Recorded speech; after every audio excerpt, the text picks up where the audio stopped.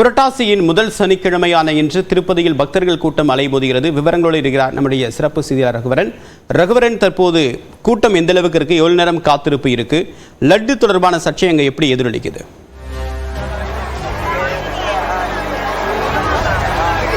தேவப்பிரியன், இந்த புரட்டாசி முதல் சனிக்கிழமை அடுத்து திருப்பதி தேவஸ்தான கோயிலில் மக்கள் கூட்டம் அதிக அளவில் இருப்பதை பார்க்க முடிகிறது. நம்ம பின்னாடி பார்க்கலாம், திருப்பதி ஏழுமலையானுடைய ராஜகோபுரம் மற்றும் மூலவருடைய சன்னதி கோபுரத்தையும் தங்க கலசத்தையும் நீங்கள் பார்க்கலாம். மக்கள் கூட்டம் அதிக அளவு இருக்கிறது. குறிப்பாக பார்த்தீங்கன்னா எப்போதும் ஒரு 80,000 அளவிற்கு மக்கள் தரிசனம் செய்வதற்கு ஏற்பாடு செய்யக்கூடிய இந்த திருப்பதி கோவிலில் இன்று பார்த்தீங்கன்னா ஒரு 1,00,000 வரை மக்கள் அதிகப்படியாக தரிசனம் செய்வதற்கான ஏற்பாடுகள் செய்யப்பட்டிருக்கிறது. ஆனாலும் இந்த மக்களை விரைவாக தரிசனம் செய்து அனுப்புவதற்கான ஏற்பாடுகள் செய்யப்பட்டிருக்கிறது. குறிப்பாக ஏற்கனவே நிறைய கம்ப்ளைண்ட்ஸ் என்னன்னா, நீண்ட நேரம் காத்திருக்க வச்சிருக்கிறாங்க, அதனால ஒரு நாள் மேல காத்திருக்க வேண்டிய சூழல்லாம் இருக்கு அப்படின்னு சொல்லிட்டு மக்கள் புகாராக இருந்த நிலையில இந்த ஆண்டு அதற்கு தீர்வு செய்யும் வகையில விரைவாக தரிசனம் செய்வதற்கான ஏற்பாடுகள் செய்யப்பட்டிருக்கு. குறிப்பாக பார்த்தீங்கன்னா நேற்று இரவு ஒரு 12 மணி 1 மணி வாக்கில் தரிசனத்திற்கு வந்தவர்கள் அதிகாலையிலேயே விரைவாக சாமி தரிசனம் செய்ய முடிந்ததாக சொல்லி இருக்கிறார்கள்.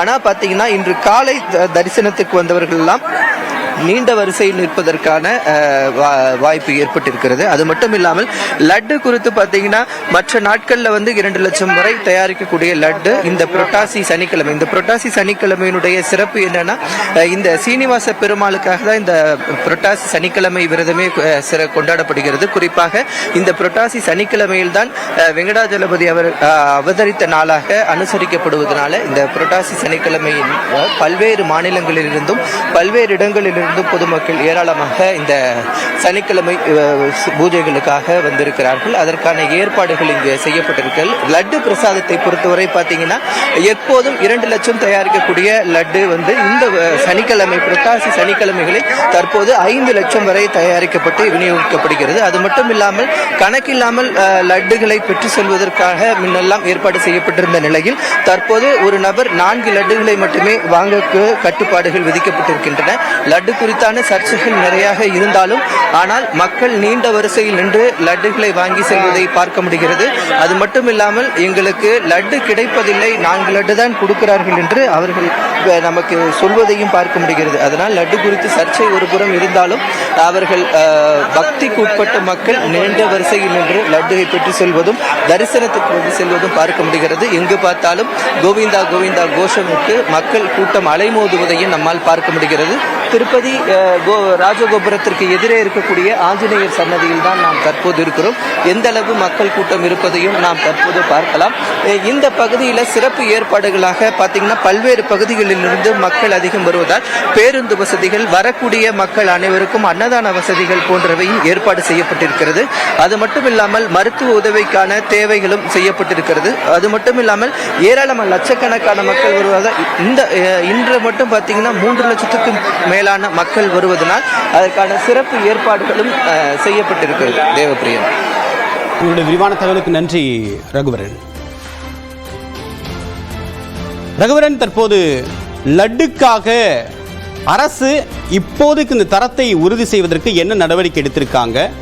புதிதாக ஆய்வுக்கூடம் திருப்பதி மலையிலே அமைக்கணும் அப்படின்ற ஒரு கோரிக்கையும் நிபுணர்கள் பரிந்துரை பண்ணியிருந்தாங்க. அந்த நடவடிக்கை தான் தொடங்கியிருக்கா?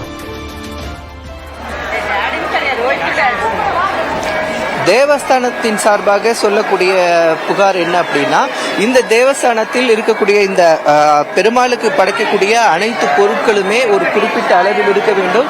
இங்கே கருவறையில் இருக்கக்கூடிய பெருமாளினுடைய சிலை பார்த்தீங்கன்னா 9.5 அடி உயரம் கொண்ட பெருமாள். அப்போ அந்த அளவுக்கு ஒரு உயரத்துக்கு ஏற்றவாறு அந்த உணவுப் பொருட்களை படைக்கணும். அதனால இந்த உணவுப் பொருட்கள் படைப்பதற்கு பல்வேறு பொருட்கள், அதாவது அரிசி, பருப்பு போன்ற நெய் போன்ற அனைத்து பொருட்களும் தேவஸ்தானத்தின் மூலமாக டெண்டர் விடப்பட்டு டெண்டர் பெற்று மூலமாகவே உணவுப் பொருட்கள் எல்லாம் தயாரிக்கப்படுகிறது. அப்படி இருக்கையில் அவற்றின் தரத்தை பரிசோதனை செய்வதற்கு இங்கே லேப் இல்லை அப்படின்றது தேவஸ்தானத்தின் மூலமாக சொல்லப்பட்டது. அது மட்டும் இல்லாமல் 2 நாட்களுக்கு முன்பாக தேவஸ்தானத்தின் சார்பாக ஒரு கோரிக்கை வைக்கப்பட்ட நிலையில் இந்த புதிய புதிய டென்ட் அதாவது இந்த லேப் அமைக்கணும்னா கிட்டத்தட்ட 70 லட்சம் ரூபாய் செலவாகும். அந்த 70 லட்சம் ரூபாய் இருந்ததுன்னா புதிய லேப் அமைக்கலாம் அப்படின்னு சொல்லிட்டு தேவஸ்தானத்தின் சார்பாக தெரிவிக்கப்பட்ட நிலையில் தற்போது ஒரு நன்கொடையாக 70 லட்சம் கொடுக்கப்பட்டு அது அந்த பூர்வாக பணிகள் விரைவில் தொடங்க இருப்பதாக தேவஸ்தானம் சார்பாக நாம் விசாரித்ததில் தெரிவித்திருக்கிறார்கள். அதனால விரைவிலேயே இந்த திருப்பதி தேவஸ்தானத்தின் மூலமாக 70 லட்சம் ரூபாய் செலவில் புதிய லேப், அதாவது உணவுப் பொருட்கள் தரத்தை பரிசோதனை செய்வதற்கான புதிய லேபும் இங்கு கட்டுவதற்கான பணிகள் விரைவில் தொடங்கும் என்று சொல்லப்பட்டிருக்கிறது. தேவப்பிரியன், திருப்பதி லட்டில் மாட்டுக்கொழுப்பு சேர்க்கப்பட்டதாக எழுந்த சர்ச்சை தொடர்பாக தற்போது விரிவான தகவலை பயின்று உங்களுடைய தகவலுக்கு நன்றி.